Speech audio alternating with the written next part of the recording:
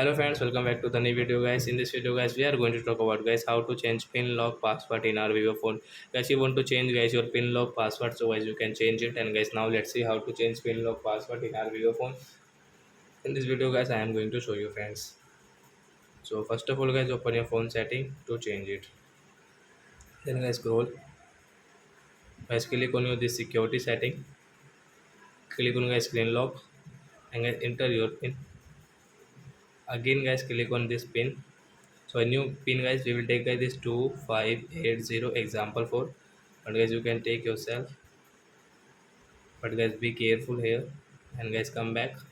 So guys now you can see 1234 guys, you can see this wrong pin 2580 right pin. So I hope friends you have understood how to change pin lock password in our Vivo phone. So that's it guys, thanks for watching. So guys now we will meet in the next video guys with the topic.